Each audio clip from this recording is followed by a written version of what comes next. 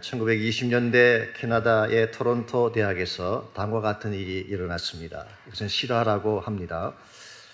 토론토 대학의 의과대학에서 프레드릭 벤팅이라고 하는 교수님이 동물의 몸에서 인슐린을 축출해내는 실험을 하고 있었습니다.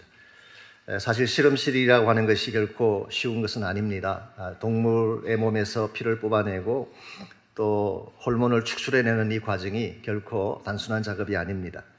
그래서 많은 학생들이 실험실에 오래 있지 못하고 뛰쳐나갔습니다. 실험실에 앉아서 있느니 차라리 나가서 의사로서 돈 버는 것이 훨씬 더 편했기 때문에. 근데 많은 학생들이 떠나갔음에도 불구하고 끝까지 그 실험실에 남아있던 2명의 조교가 있었습니다. 그 중에 한 명의 이름이 찰스 베스트라고 하는 사람이고 또 한 명은 클락 노블이라고 하는 사람이었습니다. 둘 다 우수한 학생이었고 두 사람 다 장래가 촉망되는 의학도들이었고 더구나 두 사람은 절친한 친구 관계였습니다. 그런데 주임 교수인 벤팅 교수가 두 사람을 한꺼번에 쓰지 않고 4주간씩 교대로 쓰기로 결정을 했습니다.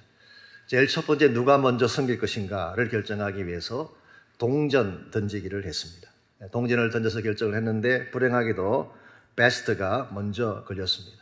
4주간 동안 실험실에 남아서 열심으로 실험실에서 수고를 했는데 4주가 지난 후에 돌아와야 될 자기 친구 클락 노블이 돌아오지 않는 것입니다. 한 주가 지나고 2주가 지나고 3주가 지나도 돌아오지 않고 그는 결국 실험실을 떠나 자기 길을 가게 된 것입니다. 이와 같은 일이 있고 나서 약 2년 후인 1923년도에 이 클락 노블이 신문을 보다가 깜짝 놀라게 됩니다. 왜냐하면 거기에는 벤팅 교수와 그의 연구팀이 인슐린 축출하는 것을 성공하고 노벨상을 수상하게 됐다는 기사가 나 있었기 때문에, 그리고 그의 친구였던 찰스 베스트도 노벨상의 절반을 나누어 갖게 됐다는 그런 기사를 보게 되었습니다.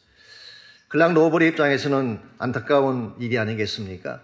좀 힘이 들더라도 끝까지 제자 밑에, 이 교수 밑에 제자로 남아있었더라면 자신도 이 영광된 발견에 참여할 수가 있었고 또 많은 상금도 누릴 수 있었을 텐데, 인슐린의 발견이라고 하는 것은 우리 의학 역사에 있어서 획기적인 사건이라고 합니다. 얼마나 많은 사람들의 생명을 살리는 중체대한 그런 일이었고 노벨 수상의 팀에 들어가는 것인데 이 사람은 중간에 포기했기 때문에 그 영광에 참여하지 못하고 멀찍이 서서 구경만 하는 신세가 된 것입니다.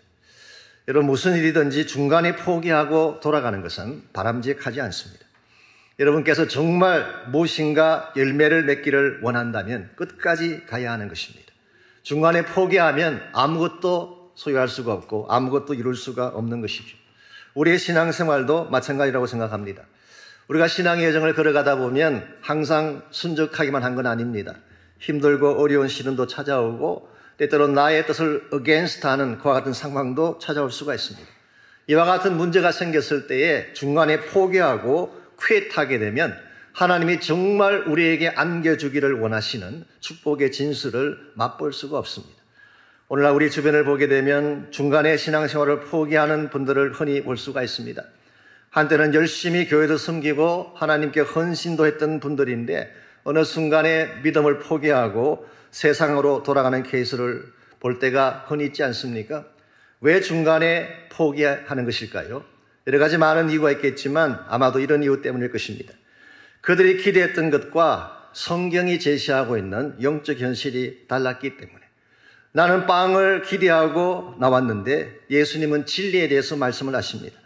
나는 땅의 것을 원하고 있는데 주님은 하늘의 신령한 복을 소개하십니다. 내가 기대한 것과 이 성경이 말하고 있는 주님께서 제공하시는 것이 맞지 아니할 때에 우리는 그 길을 포기할 수가 있는 것입니다. 옛날에 제가 텍사스에서 목회를 할 때에 제가 아는 어떤 목사님 한 분이 이런 체험을 말씀하신 적이 있습니다. 조그마한 개척교회를 하셨는데 저도 개척교회를 해봐서 합니다. 교인 한 명이 얼마나 소중합니까? 그런데 한 가정이 그 지역에 새로 이사를 온 것입니다. 그 목사님께서 나가셔서 마중을 하고 아파트도 찾아주고 직장까지 얻어주고 정말 전심을 다해 그 가정을 섬겼더니 이분들 가정이 3년 동안 그 교회에 출석을 하셨어요. 근데 3년이 딱 지나자 어느 날부터 갑자기 교회를 나오지 않습니다. 목사님께서 안타까워서 전화를 걸었더니 이렇게 답을 했습니다. 목사님, 처음에 우리를 도와주신 것이 있고 해서 그 교회 나가드렸는데 3년 나가줬으면 됐지 뭘 더 바라십니까? 라고 하는 그런 여러분께서 만일에 하나님을 선택하고 교회를 선택하는 이유가 나의 필요를 채우기 위한 것으로 끝난다면 이것은 성숙한 그리스도인의 모습은 결코 아닙니다. 물론 처음에는 누구나 그럴 수 있겠죠. 처음에 교회를 찾는 분들의 케이스는 얼마든지 다양한 목적으로 교회에 나올 수가 있지만 이제 시간이 흘러가고 하나님이 어떤 분인가를 알게 되었다면 이제는 신앙의 깊은 차원으로 들어와야 되는 것입니다.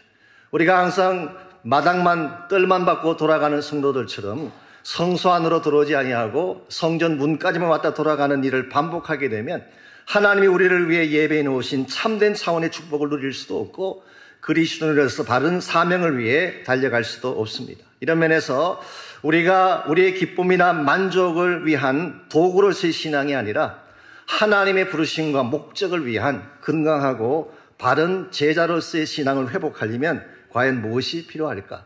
수많은 사람들이 믿음을 버리고 떠나가지만 우리는 주님을 향하여 끝까지 변치 아니하고 그 부르심과 또 우리를 향하신 계획과 목적에 합당하게 견고하게 제자의 길을 걸어가려면 과연 무엇이 필요할 것인가? 오늘같이 봉독한 이 본문을 통해서 이 문제를 함께 다뤄보려고 합니다. 오늘같이 이 본문에 보시면은 처음에는 주님을 따르는 제자처럼 보였지만 막상 예수님께서 복음의 핵심을 말씀하기 시작하자 하나씩 다 떠나가 버린 무리들에 대한 스토리가 오늘 본문의 내용입니다. 우리가 지난 몇 주간 동안 요한복음 6장을 같이 묵상해 왔죠. 아마도 오늘이 오병이어 사건의 결론 부분인 것 같습니다. 이 마지막 결론 부분에서 예수님께서 여러분과 저에게 들려주시기를 원하시는 메시지가 과연 무엇인지 오늘 본문을 통해서 한번 정리해 보면 좋겠습니다. 60절 말씀 제가 읽습니다. 제자 중 여럿이 듣고 말하되 이 말씀은 어렵도다 누가 들을 수 있느냐 한데, 여기 나오는 제자들이라고 표현한 이것은 예수님의 최측근인 12제자를 지칭하는 것은 아닙니다. 그냥 주님을 따랐던 사람들, 좀 루스한 의미에서의 디사이플을 말하는 것입니다. 참고로 5절 말씀 보시면은 큰 무리가 나옵니다. 예수님께서 베세다 들판에 나갔을 때에 큰 무리가 그에게로 달려왔어요. 이 큰 무리라고 하는 것은 그야말로 대중을 말합니다. 몇 명 정도가 됐을까요?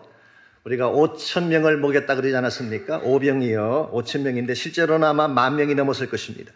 이와 같은 큰 무리는 숫자는 많았지만 사실은 그냥 왔다 떠난 사람들, 이 사람들은 제자라고 부르기가 좀 민망합니다. 그런데 오늘 본문 60절에 기록된 이 사람들은 그래도 주님께서 떠나신 이후에 배를 타고 가버나움까지 달려왔던 사람들입니다. 예수님을 간절히 만나기를 원했고 열광했던 사람들, 그랬기에 그 디베레 바다를 건너서 최북단인 가버나움까지 달려올 정도로 열정을 소유하지 않았습니까? 그랬는데 이들을 향하여서 예수님이 생명의 떡에 대해서 말씀을 하십니다. 나의 살과 나의 피를 먹고 마시지 아니하면 너희가 영생을 얻을 수가 없다. 이 말씀은 지난주에 소개해드린 것처럼 십자가의 죽음과 복음의 핵심을 말씀한 것입니다. 그랬을 때 이들이 보였던 반응이 어땠나요? 60절 보시면은 이 말은 어렵도다 누가 들을 수 있겠느냐? Who can accept it? 이 말은 너무너무 난해하고 받아들이기가 쉽지 않다. 누가 이것을 accept할 수가 있겠느냐? 그때 61절에 보면 예수님께서 다음과 같이 반문을 하십니다. 예수께서 스스로 제자들이 이 말씀에 대하여 수군거리는 줄 아시고 이르시되 이 말이 너희에게 걸림이 되느냐? 이 걸림이 된다는 이 표현이 Does this offend you? 너희들을 offend 하느냐? 불편하게 만드느냐?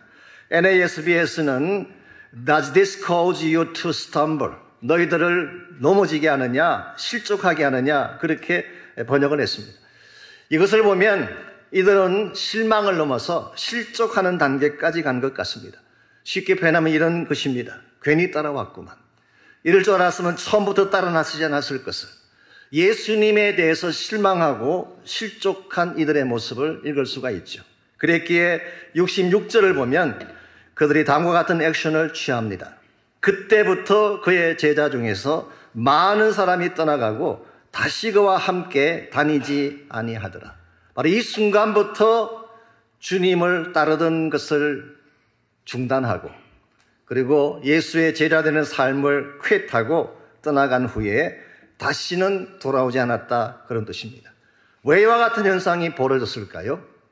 지금까지 열정을 가지고 주님을 따라왔는데 주님을 향해 환호도 보내고 그 먼 거리를 배를 구해서 타고까지 달려왔는데 왜 이들이 중간에 포기하고 퀴탄 채 돌아갔을까요? 말씀드린 것처럼 그들이 기대한 것과 달랐기 때문에. 보리떡을 바라고 왔는데 생명의 떡을 말씀하시니까 삼킬 수가 없습니다. 육적인 피로를 생각하고 왔는데 영적인 진리를 말씀하고 계시니까 그것이 마음에 와닿을 리가 만무하죠. 그들이 만일 이와 같이 육적인 차원 또 이 세속적인 차원의 이 단계를 넘어섰더라면 주님이 진짜 주고 싶어 하시는 축복을 누렸을 터인데 그들은 그것을 넘어서지 못했기 때문에 중간에 돌아가고 만 것입니다.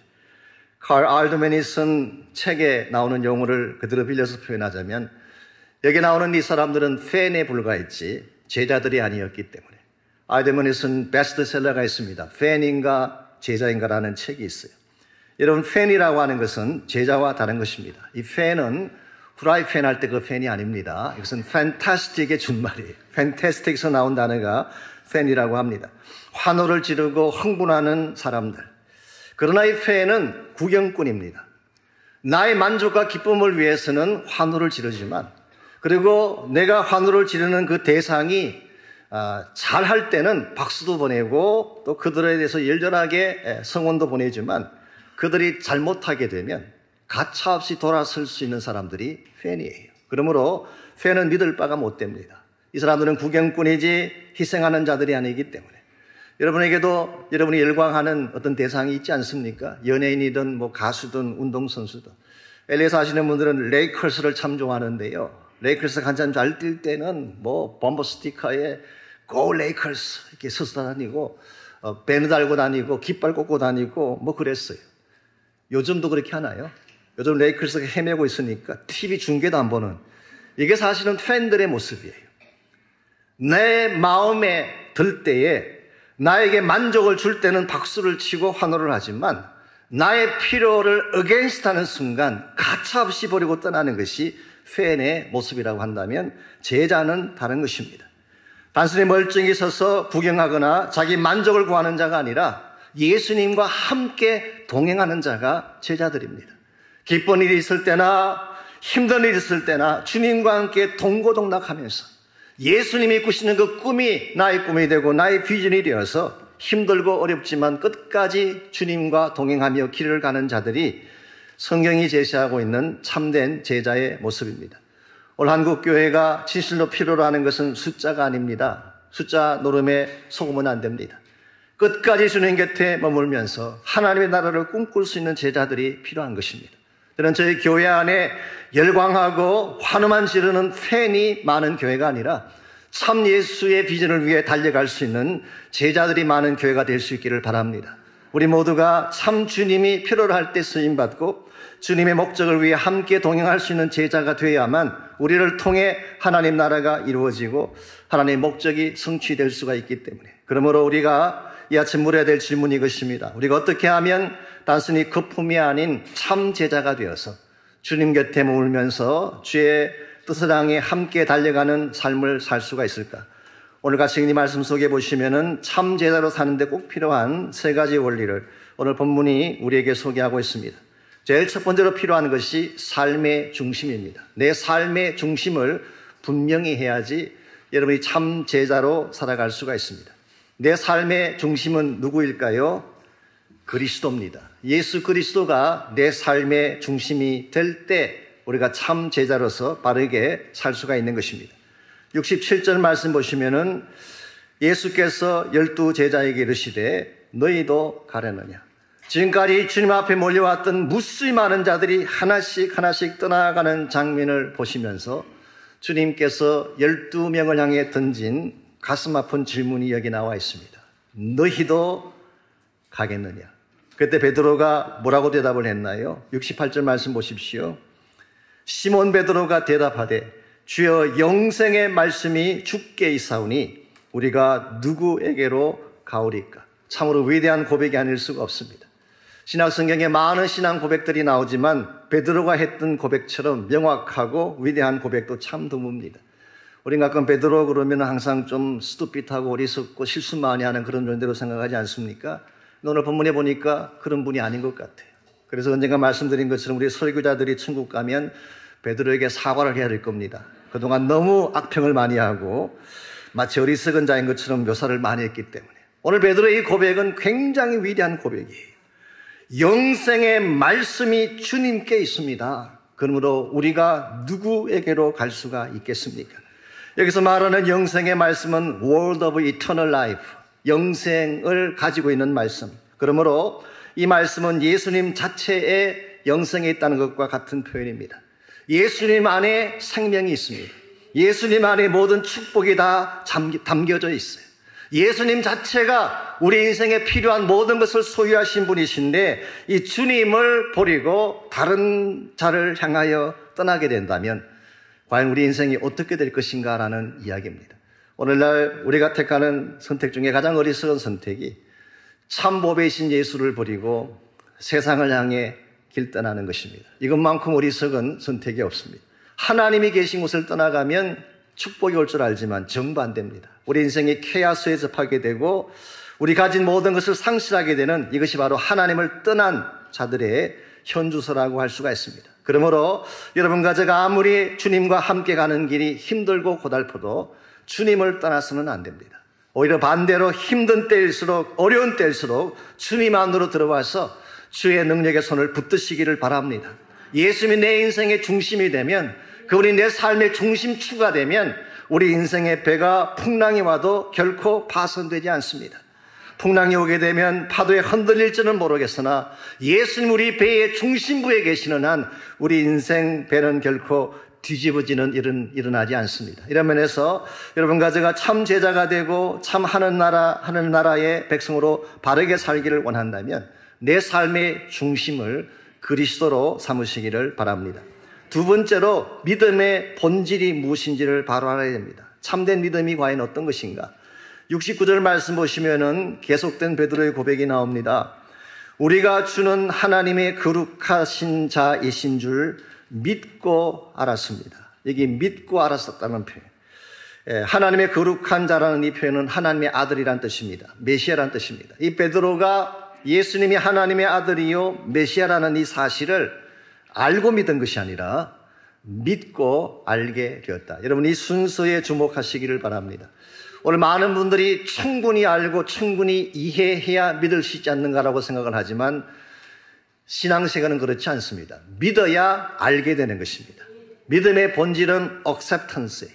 하나님께서 나에게 주시는 것, 하나님이 나에게 말씀하시는 것, 하나님이 나에게 던져주시는 모든 것이 인간적인 계산으로는 이해가 가지 않고 납득이 가지 않고 maybe make sense 하지 아니할지라도 그것을 accept하게 되면 그때 비로소 하나님을 체험하게 되는 것.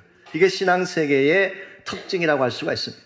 오늘 많은 사람들이 확인해보고 따져보고 계산해본 후에 하나님 따르겠다고 생각하니까 항상 논리의 세계에서 머물다가 돌아가지 믿음의 세계로 들어오지 못하는, 이것은 대단히 불행한 현실이 아닐 수가 없습니다. 하나님의 약속이나 축복이라고 하는 것은 understand 할 대상이 아니라, 우리가 이해해야 될 대상이 아니라 우리가 trust하고 믿어야 될 대상이다. 얼마나 귀한 인사이트입니까? 하나님에 관련된 것은 내가 이해할 문제가 아니라 믿어야 될 문제예요. 믿게 되면 경험하게 되는 것입니다. 믿음으로 발을 내디디게 되면 어느샌가 이미 기적 가운데 들어와 있는 자신을 발견하고 하나님께 영광 돌리게 되는 것입니다. 이런 면에서 여러분과 제가 참 이 땅을 살아가면서 진정한 예수의 제자답게 당당하게 살아가기를 원하신다면 환경이나 주어진 여건에 흔들리지 말고 주님 말씀을 믿음으로 받아들이고 믿음 가운데 살아가시기를 바랍니다. 이와 같이 믿음으로 순종하며 달려가는 인생을 살아야지 참 제자답고 하나님이 기뻐하시는 삶의 열매를 맺을 수가 있습니다. 이와 같이 주님을 내 삶의 중심에 모시고 그리고 참된 믿음으로 참된 기적을 우리가 맛보았다면 그 다음 해야 될 일이 무엇일까요? 세 번째로 바른 소명을 갖는 것입니다. 나를 부르셔서 하나님께서 맡겨주시는 바른 소명, 바른 비전을 소유하는 것입니다. 62절, 63절 말씀 보시게 되면 예수님께서 떠나가는 그 제자들을 향해서 말씀을 나누는 중에 장차 구속사에 일어날 굉장히 중요한 사건 몇 가지를 예언적으로 말씀을 하고 계십니다. 62절, 63절 보겠습니다. 그러면 너희는 인자가 이전에 있던 곳으로 올라가는 것을 본다면 어떻게 하겠느냐? 인자가 이전에 있던 곳으로 올라가는 사건, 이게 무슨 사건일까요? 이게 바로 있던 곳이 하늘이었잖아요. 하늘에 쏘신 분이니까. 있던 곳으로 다시 올라가는 사건이니까 이것은 예수님의 성천 사건을 말하는 것입니다. 그러므로 우리 구속사를 사건별로 정리를 해드리자면 예수님께서 십자가를 지시고 죽으시고 사흘 만에 부활하셨어요. 그러므로 이 성천 사건 앞에는 반드시 십자가와 부활이 전제된 것입니다. 예수님께서 구속사의 가장 클라이맥스인 십자가와 부활 사건을 다 이루신 후에 이게 복음이에요. 복음의 핵심을 여러분과 저에게 다 제공해 주신 후에 40일 동안 계시다가 하늘로 들려서 성천하셨어요. 이것을 Ascension of Christ, 하늘로 올라가신 것입니다. 그리고 나서 주신 위대한 축복이 63절에 기록되어 있습니다. 살리는 것은 영이니 육은 무익하니라. 우리말 성경은 이렇게 번역이 되어 있지만 영어 번역에는 It is the Spirit who gives life. 생명을 주시는 그분은 바로 영이시다. 이 Spirit이라는 단어를 대부분의 영어 성경들이 캐피탈 S로 썼어요. 이 뉴마라고 하는 단어는 인간의 영을 의미할 수도 있고 하나님의 영이신 성령을 의미할 수도 있는데 영어 번역에서 대문자 S를 쓴 경우는 이것은 성령인 것을 지칭하는 것입니다. 영어 번역의 대부분이 캐피탈 S를 쓴 것은 바로 우리를 살리기 위해 오시는 영이 바로 성령 하나님이신 것을 의미하는 것입니다. 그래서 우리가 한번 62절, 63절을 연결해 보면 이런 뜻입니다. 예수님께서 오셔서 죽으시고 부활하신 후에 하늘로 들려 올라가시면 Ascension 하시게 되면 그 다음 일어날 사건이 Descension of the Spirit, 성령이 내려오시는 것입니다. 이게 바로 오순절 사건이에요. 예수님이 성천하신 후에 약 열흘 후에 마가 요한의 다락방에 오순절 성령께서 강림하셨고 이 사건을 계기로 해서 본격적으로 복음운동이 시작됐어요. 하늘나라의 본격적인 운동이 바로 오순절 사건부터 시작된 것입니다. 복음이 선포되기 시작했고 예루살렘과 온 유대와 사마리아와 땅끝까지 복음이 펼쳐져 나가게 되는 위대한 역사가 바로 오늘 63절에 기록된 생명을 주시기 위해 오신 성령의 강림과 함께 시작된 것. 예수님께서는 이와 같은 위대한 비전을 준비하시고 제자들을 부르신 것입니다. 여러분, 제자들이 주님을 따르게 돼야 할 가장 중요한 이유는 이것입니다. 단순히 내가 보리떡 좀 얻어먹고 배부르고 내가 만족하고 내 인생이 풍성했다 이 사실을 고백하기 위한 정도가 아니라 주님께서 마음에 품고 계시는 하나님 나라의 위대한 비전을 위해서 하나님은 여러분과 저를 불러주셨고 이와 같은 주님의 부르심 앞에 순종할 때에 우리 인생의 가장 값진 인생이 될 수가 있고 참 제자다운 삶을 살아갈 수가 있는 것입니다. 그런데 이와 같이 하나님께서 제자들을 선택하고 불러주셔서 이 위대한 비전을 맡겨주시기를 원하셨는데 12명의 남아있던 제자들 가운데에 딱 한 사람, 그것도 마지막 순간에 주님을 버리고 떠나간 사람이 있습니다. 그 사람이 누구일까요? 우리 70절, 71절에 보면 그 사람이 소개되고 있습니다. 예수께서 대답하시되 내가 너희 12를 택하지 아니하였느냐? 그러나 너희 중에 한 사람은 마귀니라 하시니 이 말씀은 가롯 시몬의 아들 유다를 가리키심이라. 그는 12 중에 하나로 예수를 팔자로라. 가룟 유다는 아시는 대로 예수님의 제자로서 3년 동안 주님을 따라다녔어요. 예수님께서 가시는 곳마다 항상 동행했고 기적의 현장에도 같이 있었고 주님께서 주시는 말씀도 항상 들었어요. 그래서 외형상 보게 되면 almost 거의 예수님의 참 제자처럼 보였지만 not quite yet. 그러나 완전한 의미에서의 주님의 제자는 아니었어요. 왜냐하면 그는 처음부터 그의 마음속에 품었던 나라에 대한 꿈이 달랐어요. 유다의 마음속에 품었던 그 나라는 세속적인 나라였습니다. 정치적인 나라였습니다. 물량적인 나라였어요. 자기들의 민족, 그 팔레스타인 지역에 살고 있던 그 로마의 지배하에 있던 자기 유대 민족이 다시 정치적으로 회복을 하고 로마를 지배하고 일어서게 되는 꿈, 이것이 바로 가룟 유다가 품었던 그의 마음속에 심겨져 있던 킹덤 비전이라고 한다면, 예수님께서 꿈꾸는 나라는 달랐어요. 예수님께서 마음에 품으신 나라, 예수님께서 마음에 품으신 킹덤은 외적인 차원의, 물량적인 차원의, 정치적인 차원의 그런 나라가 아니라 하나님께서 다스리시는 나라를 꿈꾸셨어요.